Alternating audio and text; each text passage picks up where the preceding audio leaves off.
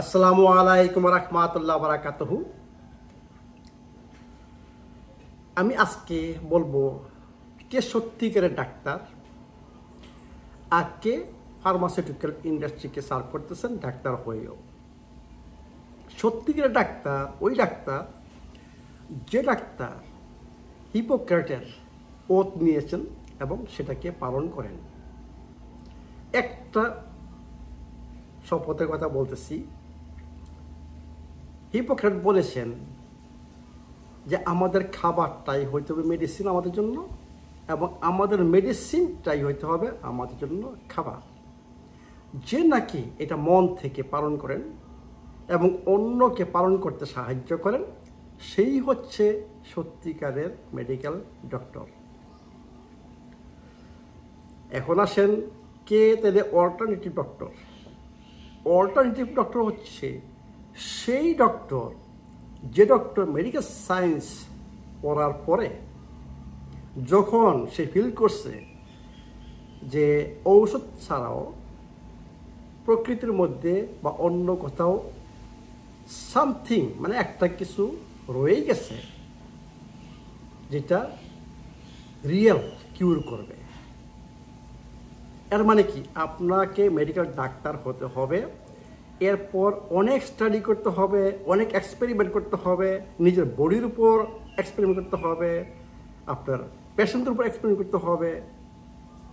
আপনার একটা ঔষধের পরিবর্তে একটা বিকল্প বের করতে হবে, ডায়াগনোসিসের পরিবর্তে একটা বিকল্প বের করতে হবে, ব্লাডের পরিবর্তে তার ব্লাডের সাথে কোনো কানেকশন না হয় তার একটা বিকল্প বের করতে হবে।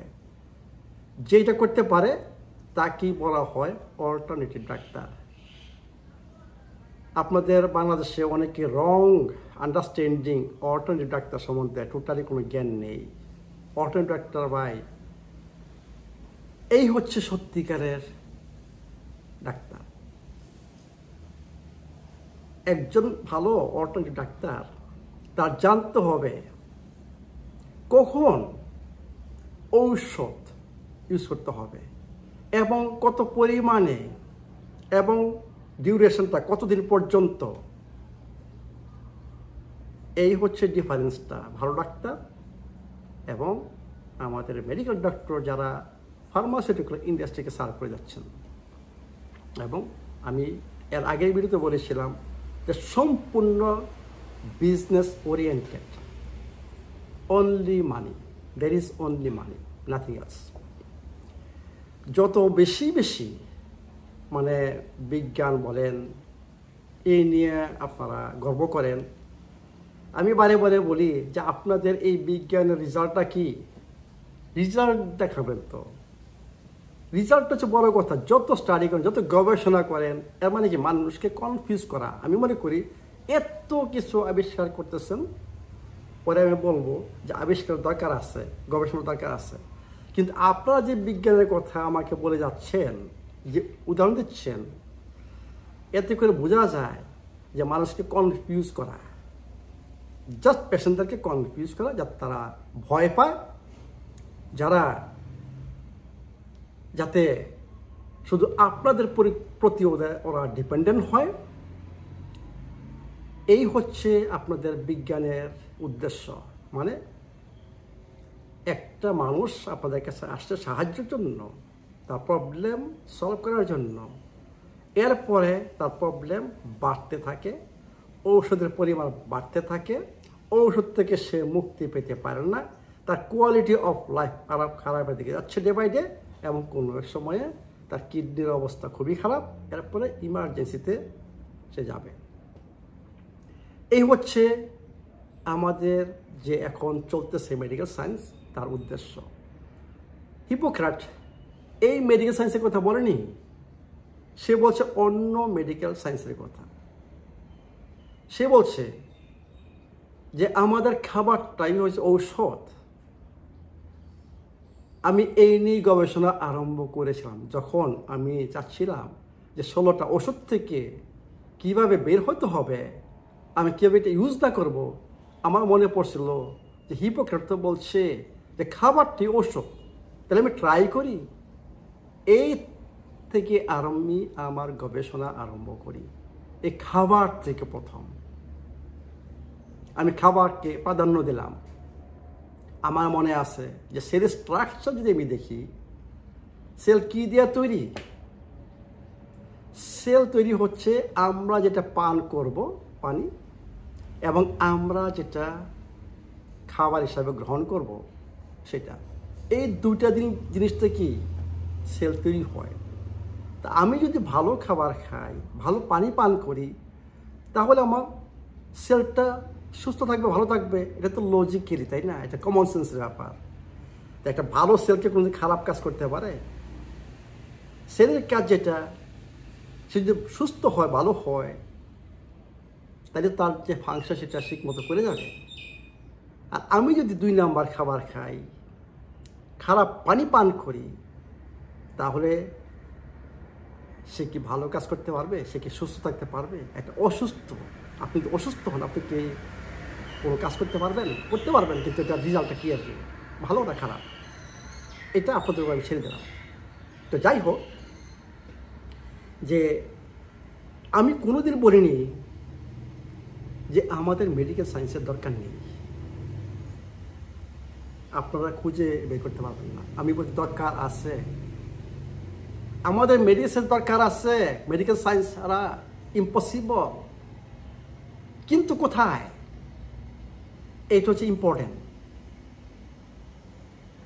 আমাদের ইমার্জেন্সির ক্ষেত্রে, অনলি ইমার্জেন্সির ক্ষেত্রে। এখন ইমার্জেন্সি কী কী জিনিস? মনে করেন আপনার রাস্তাতে হাঁটতেছেন, আপনার একটা অ্যাক্সিডেন্ট হয়ে গেল, আপনি কোথায় যাবেন বলেন?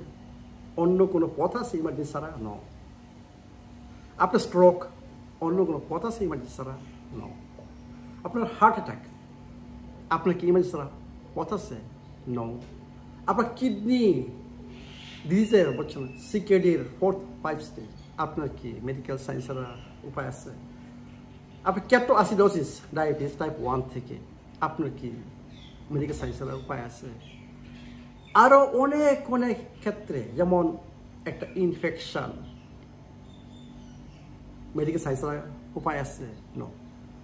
আরও অনেক অনেক, আমি সবসময় বলি যে শরীরের ড্যামেজ যদি বেশি হয়ে যায়, ওই ক্ষেত্রে মেডিকেল সায়েন্স ছাড়া অন্য কোনো উপায় নাই।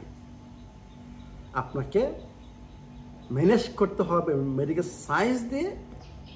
এরপরে আপনাকে পাশাপাশি যে আমরা যে বলে আসছি যে ভালো খাবারটা, ন্যাচারাল খাবারটা, ভালো পানি, যদি একটু আপনার এখনও শক্তি থেকে থাকে, ফিজিক্যাল অ্যাক্টিভিটি, যদি সম্ভব হয় যে ফাস্টিং, যদি সম্ভব হয় ব্রিদিং এক্সারসাইজটা, যদি সম্ভব হয় আপনি একটু সানলাইট করেন, যদি সম্ভব হয় আপনি একটু ব্রিদিং এক্সারসাইজ করেন, ইয়োগা করেন, ঘুমের জন্য অন্য কিছু ন্যাচারাল ওয়ে রয়ে গেছে সেগুলো ব্যবস্থা করেন, আমি বলছি সম্ভব হলে, তখন দেখবেন যে শরীর ড্যামেজ যদি একটু বেশি হয়ে থাকে, প্রগ্রেস হবে না, হয়তো আস্তে আস্তে আপনার রিভার্স হবে।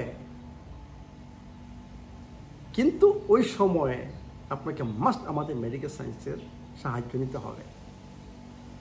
আমি বলছি অন্যান্য ক্ষেত্রে আমাদের উচিত না, আমরা যদি সত্যিকারের ডাক্তার হই, ভালো ডাক্তার হই, আমাদের উচিত না ঔষধ ইউজ করা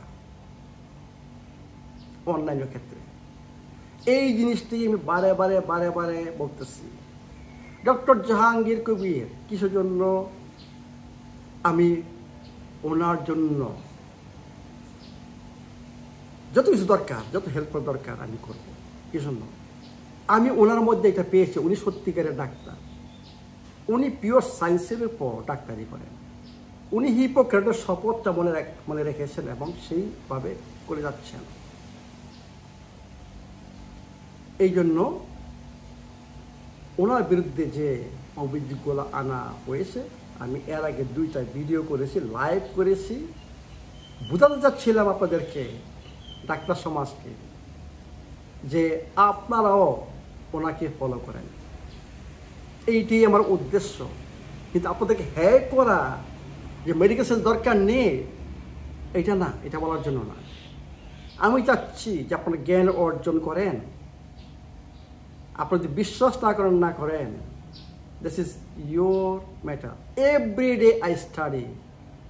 Every day I want to know something more. I want to revise my treatment method. I want to modify my treatment method. আমি যদি স্টাডি না করতাম, 7 বছর আগে যে ট্রিটমেন্ট করে আসছি, আজকে এটা অনেক চেঞ্জ, এবং আশা করে আরও চেঞ্জ হবে। আমি চাচ্ছি এটাই যে আপনারা স্টাডি করেন, আপনাদের একটু সময় নেন। যে আপনারা যে মেডিকেল কলেজ শেষ করে আসছেন, তারপরে যে আপনার সব কিছু বন্ধ হয়ে গেছে, no, you should study everyday. আমাদের মেডিকেল সায়েন্সের বই ছাড়াও অনেক কিছু হয়ে গেছে ভাই। এই যে যারা অল্টারনেটিভ ডক্টর, আমি যা বলতেছি, আপনারা জানেন সবাই 20 বছর 30 বছর ডাক্তারি করার পরে তারা ওই ইয়ে থেকে চলে আসে, তারা অল্টারনেটিভ ডক্টর হিসেবে পরিচয় দেয়। এরা প্রফেসর, এরা বড় বড় ডাক্তার। আমি যাদেরকে ফলো করি, ওরা হচ্ছে রিয়েল সায়েন্টিস্ট। ওরা 20 বছর 25 বছর 30 বছর হাসপাতালে বুঝছেন ডাক্তারি করে আসছে। ওদের শুধু MBBS না, ওদের প্রত্যেকেরই PhD, এরপর আরও অনেক কিছু। আমি ওদেরকে ফলো করি। এই জন্য বলি, আপনারা আপনাদের জ্ঞানটা একটু প্রসার করেন। কোনো এক সময় আসবে, যদি আপনারা এখন ইয়াং হয়ে থাকেন, কোনো এক সময় আসবে যে আপনারা বুঝতে পারবেন আমি আজকে কি বলতেছি, যে আমাদের ওষুধ দরকার নাই। ওষুধ দরকার শুধু একটা লিমিট, মানে একটা যে লিমিট আছে সেটা ক্রস করলে। আপনি জানেন 40 বছর আগ পর্যন্ত যদি ওই যে অ্যাক্সিডেন্ট স্ট্রোক যদি না হয়, একবার সিরিয়াস ইমার্জেন্সি কেস যদি না হয়, সম্পূর্ণভাবে তাকে ঔষধ ছাড়া সম্পূর্ণভাবে তাকে সুস্থ করা যাবে। কিসের জন্য? ওর এখনো হিলিং সিস্টেম, যে শরীরের মধ্যে ইনবিল্ট হিলিং সিস্টেম, সে এখনো অ্যাক্টিভ। আপনি যদি ঠিক মতো ওকে সাহায্য করেন, শুধু হিলিং সিস্টেমটাকে আপনাকে কিছু করতে হবে না, হিলিং সিস্টেমকে যদি সাহায্য করেন, তার বডি নিজেকে সুস্থ করবে। আমরা সুস্থ করতে হবে না, আপনারা সুস্থ করতে হবে না। Just help the healing system. কারণ আমাদের বডি হচ্ছে একটা মিরাকল সার্ভাইভাল মেশিন, ওর যথেষ্ট পাওয়ার আছে।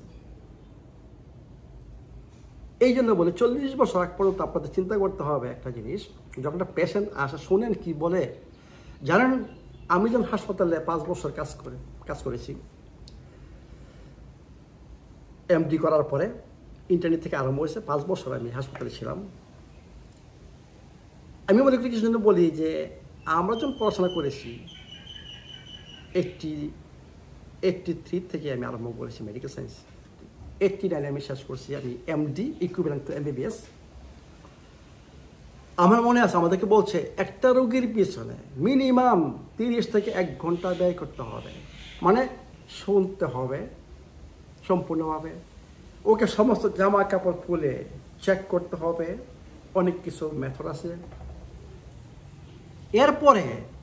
এরপরেও যদি আমি মনে করি যে এখন আমি শিওর না তার বডিতে কী হচ্ছে, তার কী প্রবলেম, ওষুধ কিন্তু আমি দিতে পারবো না, তখন আরও আমাদের কিছু এডিশনালি টেস্ট করানো হতো। টেস্ট করার পরে আমি যে ওকে জিজ্ঞেস করলাম, আমি কি সমস্ত শরীর দেখলাম, আরও পালপিটেশন অনেক কিছু করলাম, এবং ওই টেস্টগুলো যখন আসলো তো সব কিছু বিবেচনা করে তখনই আমাকে আমার রাইট ছিল ঔষধ দেওয়া। আমি মনে করি ওই সময়কে মেডিকেল সায়েন্স মনে হয় মোটামুটি ছিল। এর মানে কি, আমাকে একটা পেশেন্টের প্রতি কতটুকু সময় দিতে হতো। আর এখন এই যে এত পেশেন্ট আমার কাছে এখানে আসছে ক্লিনিকে, এবং এত পেশেন্টের কনসালটেশন করতেছি, আমি কিন্তু অনেক সময় ব্যয় করে আমি জিজ্ঞাসা করি, এবং সবাই বলে আমাদের ডাক্তারদের সময় নাই, আমাদেরকে শোনেই না, জাস্ট বলে যে ওইটা করে নিয়ে আসেন, ডায়াগনোস এবং এরপরে medicine, diagnose medicine, diagnose medicine. এই জন্যই ভাই বলি যে আপনারা যা করতেছেন, আপনারা হিপোক্রেটকে ফলো করেন না। আপনারা কাকে ফলো করেন? ফার্মাসিউটিক্যাল ইন্ডাস্ট্রিকে ফলো করেন, ফুড ইন্ডাস্ট্রিকে ফলো করেন, এবং আমাদের যে এই বিজনেস ওরিয়েন্টেড মেডিকেল সায়েন্স এখন তাকে ফলো করেন। আমাদের father of medicine hypocrite, okay follow করেন না। আমি এই জন্যই এই ভিডিওগুলো করতেছি, যাতে আপনাদের ব্রেনে একটু জ্ঞান ফিরে আসে এবং আপনাদের বিবেক ফিরে আসে, বুঝছেন যে হ্যাঁ, আমরা মেডিকেল ডাক্তার, আমরা মানব সেবায় নিয়োজিত করেছি নিজেদেরকে, এবং আমাদের হিপোক্রেট ফাদার অফ মেডিসিনকে আমাদের ফলো করতে হবে। সেই জন্যই এই ভিডিওগুলো হচ্ছে, কারণ আপনাদের দোষ নেই, দোষ এক শ্রেণীর যারা আমাদেরকে কন্ট্রোল করে ওদের। আপনাদের এই জিনিস মনে রাখতে হবে যে you are control by some people. এই ভিডিওতে আমি প্রমাণ করতেছি, আস্তে আস্তে আপনাদেরকে এই জিনিসটা বোঝাচ্ছি, কিন্তু আপনারা অনেক কিছু বুঝতে চাচ্ছেন না। মনে হচ্ছে ব্লাইন্ড হয়ে গেছেন, চোখ বন্ধ হয়ে গেছে, কান বন্ধ হয়ে গেছে, এবং আপনাদের হার্টও বন্ধ হয়ে গেছে, এরকম একটা ফিলিংস আসে। আপনারা কি মন্তব্য করেন? আমাকে এক মন্তব্য এক ডাক্তার করেছে, আমি ঠান্ডা হয়ে গেছি, কেটোঅ্যাসিডোসিস। আমি বলছি fat metabolism, healthy fat metabolism, সে আমাকে জিজ্ঞাসা করে কেটোঅ্যাসিডোসিস। বা এটা ডিফারেন্ট জিনিস সম্পূর্ণ, এটা diabetes type 1 is related. The metabolic acidosis, I am not talking about metabolic acidosis, I told you fat metabolism। আপনাদের ফ্যাট মেটাবলিজম স্টাডি করতে হবে, হেলথি ফ্যাট মেটাবলিজম, ওইটা স্টাডি করেন। 3টা জিনিস আছে এখানে, ফ্যাট মেটাবলিজম যেটা আমি বলছি যে হেলথ মেটাবলিজম, হেলথি মেটাবলিজম। আরেকটা কী হচ্ছে ক্যাটোসিস, মানে ক্যাটোবডি তৈরি হচ্ছে কোনো এক সময় কোনো পরিবেশে। আরেকটা হচ্ছে কেটোঅ্যাসিডোসিস। এইটার মেন কারণ হচ্ছে ডায়াবেটিস টাইপ 1। এটা সিরিয়াস একটা প্রবলেম, এটা তো আপনার ইমার্জেন্সিতে যেতে হবে, ইমার্জেন্সি করতে হবে ম্যানেজমেন্ট। তা আপনারা যদি একটার সাথে আরেকটা না বুঝা মানে তর্কতে আসেন, আমি তো মনে করছি জ্ঞানের অভাব। এই জন্য তো বলি যে আপনাদের স্টাডি করতে হবে। আমি বলছি ফ্যাট মেটাবলিজম, আপনারা আমাকে বলেন যে কেটোঅ্যাসিডোসিস। এই ক্ষেত্রে আপনাদেরকে বলতেছি, আমাদের শরীরে 2টা মেটাবলিজম একসাথে চলে। আল্লাহ পাক বডিটা আমাদের এইভাবেই দিয়ে দিচ্ছে, কিছু জন্য আমাদের বিভিন্ন পরিবেশের ফেস হতে হয়। ইমার্জেন্সি পরিবেশ আছে, যখন আপনার ইমিডিয়েট বুঝছেন ডিসিশন নিতে হবে, আমাকে কি করতে হবে, দৌড়াইতে হবে না আমাকে ফাইট করতে হবে। ফাইট অর ফ্লাইট আপনারা জানেন, তখন আপনার ইমার্জেন্সি এনার্জি দরকার হবে। যখন আপনি এক্সারসাইজ করতে চান, আপনার ইমার্জেন্সি এনার্জি দরকার হবে। যখন আপনি চিন্তা ভাবনা করতেছেন, কোনো একটা করতেছেন, আপনার ইমার্জেন্সি এনার্জি দরকার হবে। সেই এনার্জিটা কোথা থেকে আসে জানেন? এবং সেইটার জন্যই হচ্ছে আমাদের কার্বোহাইড্রেট মেটাবলিজম, সেটার জন্য গ্লুকোজের দরকার। বডি দেন কত স্মার্ট, বডি একটা মেটাবলিজমের উপর চলে না, হেলথি বডি 2টা মেটাবলিজমের উপর চলে, কার্বোহাইড্রেট এবং ফ্যাট। আমি কি বলছি যে ফ্যাট মেটাবলিজম হচ্ছে আপনাকে সব সময় কন্টিনিউয়াস বডির ফাংশনের জন্য, বডির জন্য যে আপনার পার্মানেন্ট কনস্ট্যান্ট টেম্পারেচার ম্যানেজ করতে হবে, বডির পিএইচ ম্যানেজ করতে হবে, প্রত্যেকটা অর্গানের কাজ ঠিক মতো করতে হবে। এই জন্য যে তার এনার্জি দরকার, সেটার জন্য ফ্যাট থেকে শক্তি তৈরি করতে হবে বডির। আর যখন আমার বেশি শক্তি দরকার হবে, কারণ কার্বোহাইড্রেট থেকে শরীর ইজি ওয়ে শক্তি তৈরি করে, তখন কার্বোহাইড্রেট আসবে। কিন্তু আমরা যদি কার্বোহাইড্রেটের উপর ডিপেন্ডেন্ট হয়ে যায়, আমাদের ফ্যাট মেটাবলিজম ব্লক হয়ে যায়, যে আমাদের ফ্যাট মেটাবলিজম টোটালি আর কাজ করতেছে না, শুধু কার্বোহাইড্রেট কাজ, ওই তখন থেকে শরীরে প্রবলেম হবে। এই জিনিসটা আপনাদের বুঝতে হবে, এই জিনিসটা আপনারা বুঝতে চাচ্ছেন না। আমি জানি না কিছু জন বুঝতে চাচ্ছেন না, এই জন্যই বলি জ্ঞানের অভাব, হয়তো বা জ্ঞানের অভাবে, অন্য কোনো কারণে আমি দেখতেছি না।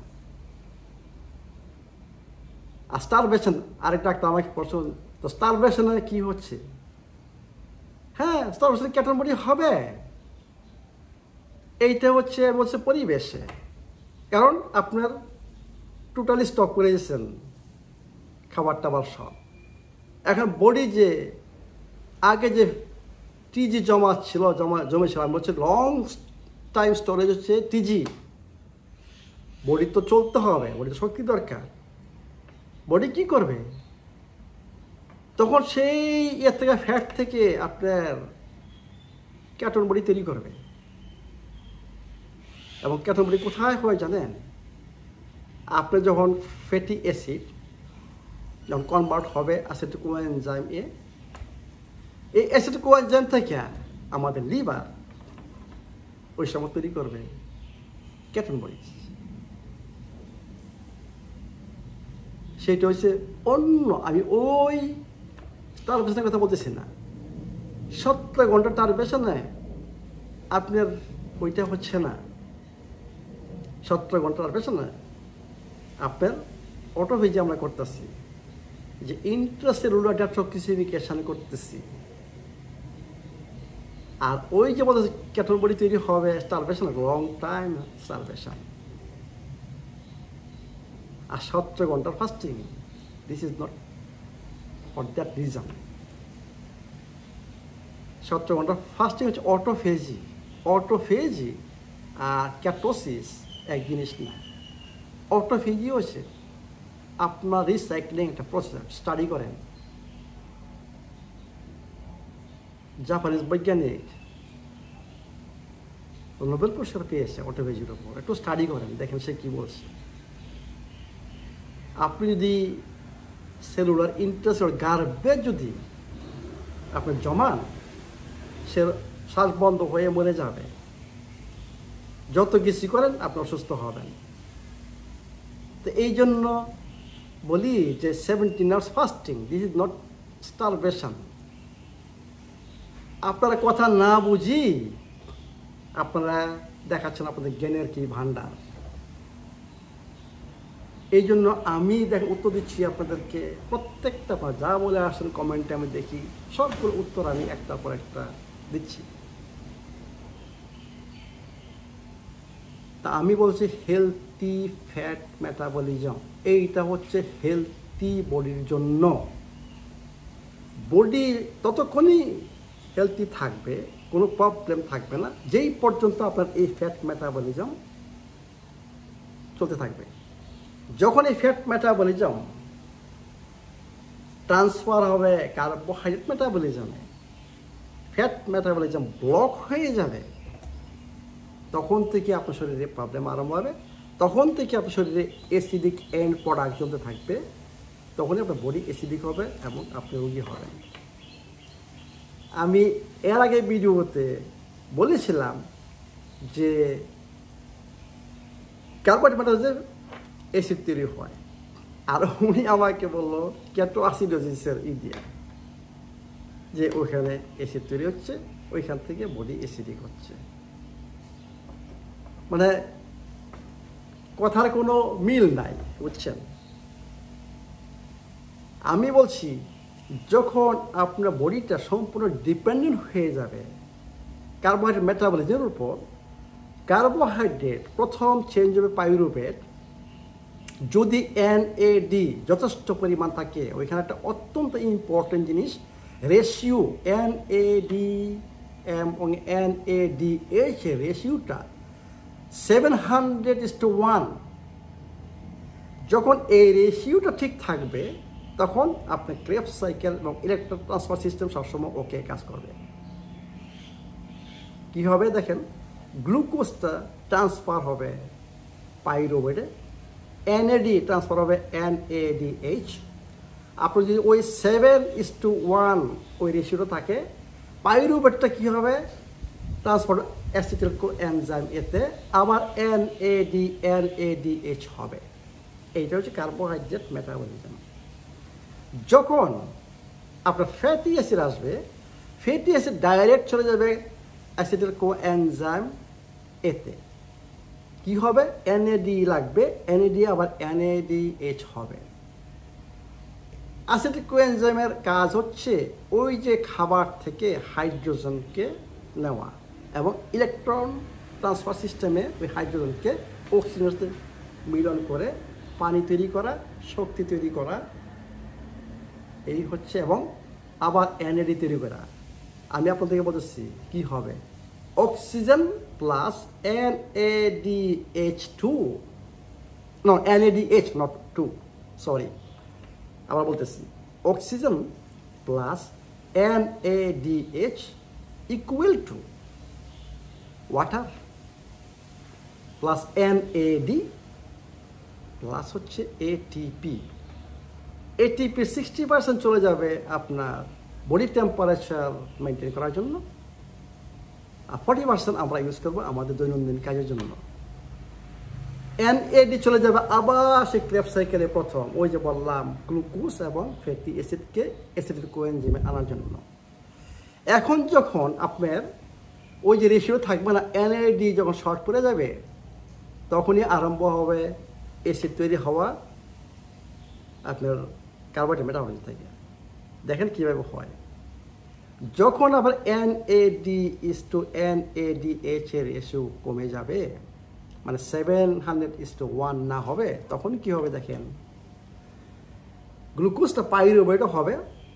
যেহেতু আর NAD নাই, পাইরুভেট থেকে অ্যাসিটিক কোএনজাইমে আসার জন্য সে অন্যভাবে টার্ন করবে।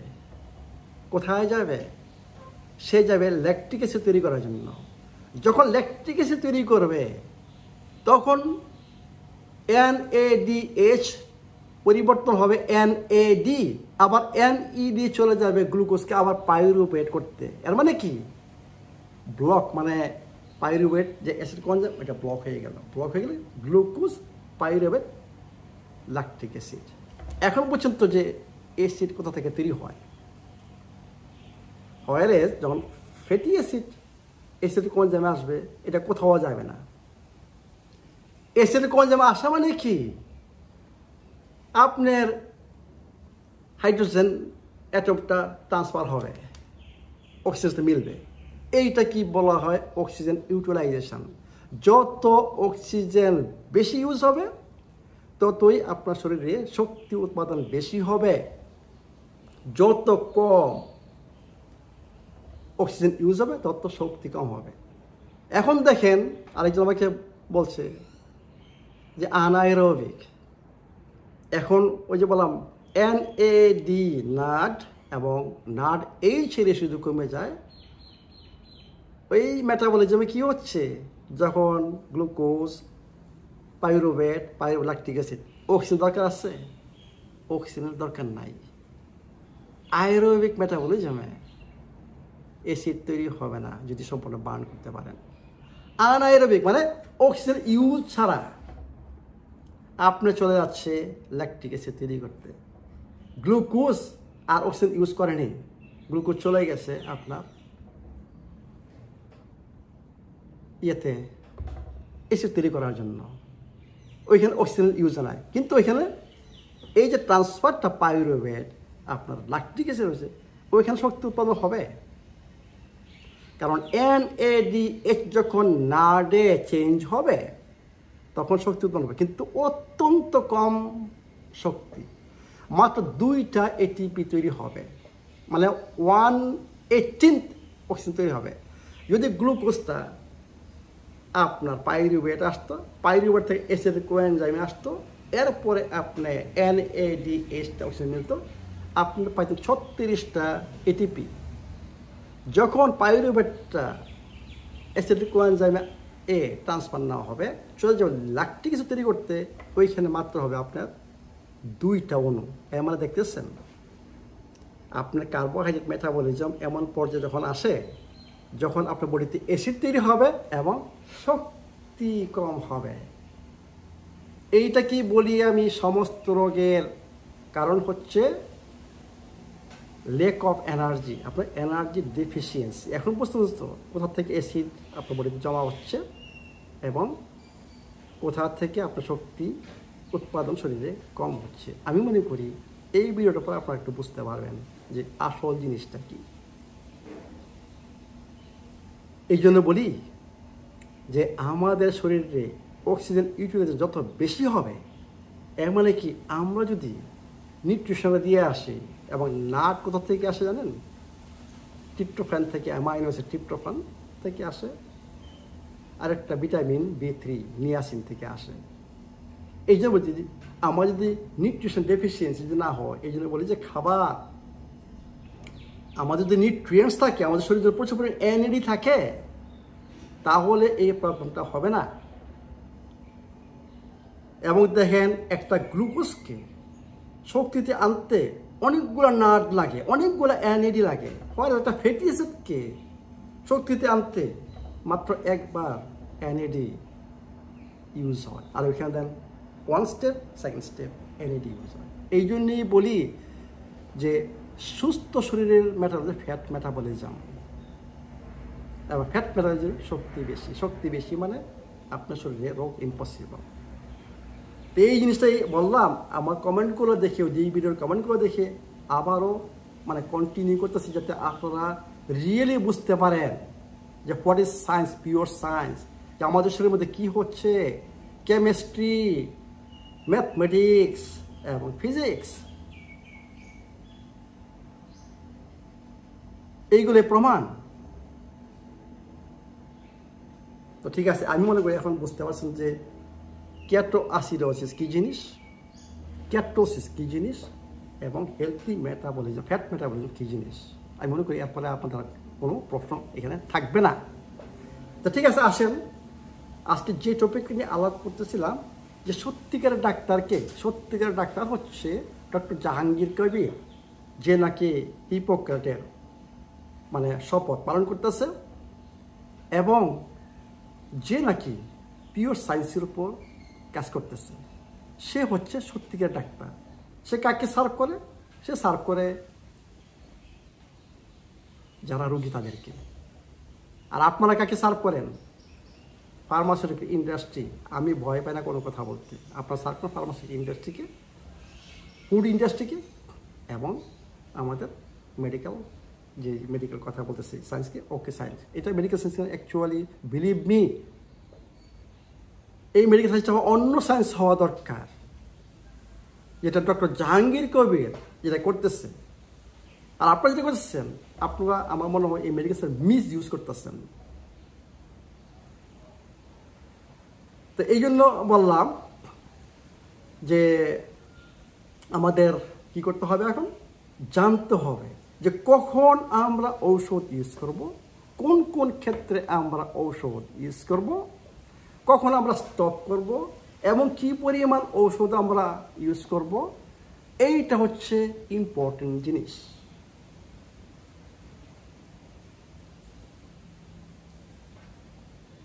আমি বারে বারে এই জিনিসটা বলতে যাচ্ছি যে ওষুধ দরকার আছে, কিন্তু আমার জানতে হবে এই জিনিসগুলো, যে কখন, কতটুকু, কখন স্টপ করতে হবে, কত সময়।